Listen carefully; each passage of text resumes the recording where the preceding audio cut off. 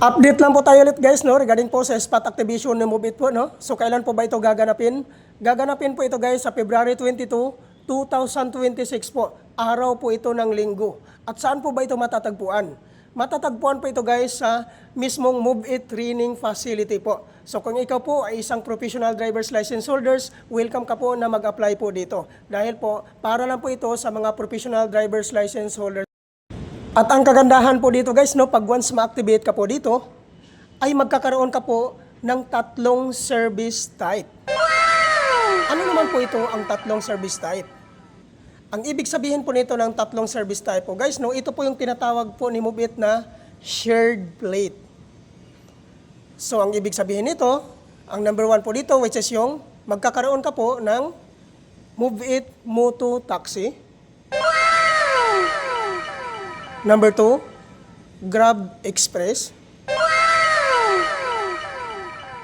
Number 3, Grab Food. So yan po yung tinatawag po natin na tatlong service type po guys, no? Yan po yung shared plate. So at ang kagandahan pa dito guys, pag once ma-activate ka nga po dito kay MOVEit, ay makakaabil ka po ng 2,000 activation bonus po dito kay MOVEit.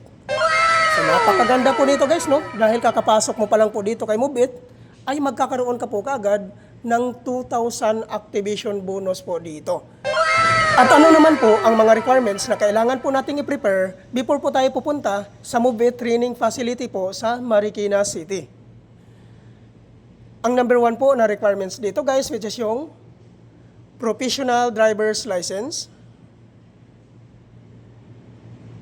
Number 2, motorcycle ORCR.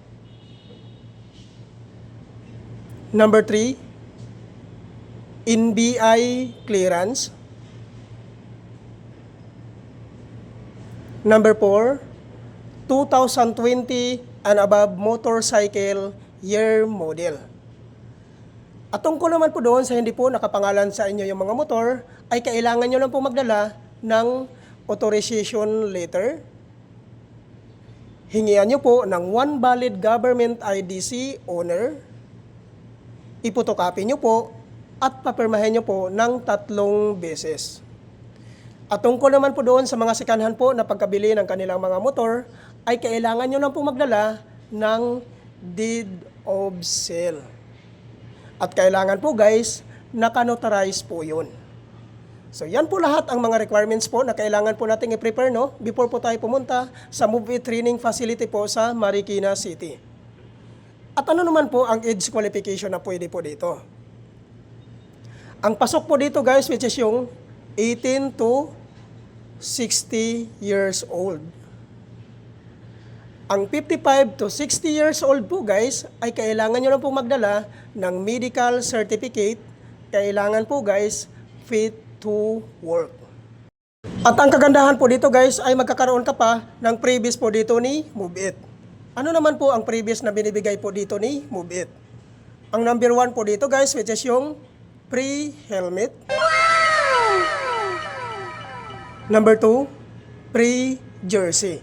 So yan po guys, no? Yan po yung mga previous na binibigay po dito ni MOVEit po, no? Sana po guys, nakakatulong po ito ang update ko natin sa inyo. Thank you for watching.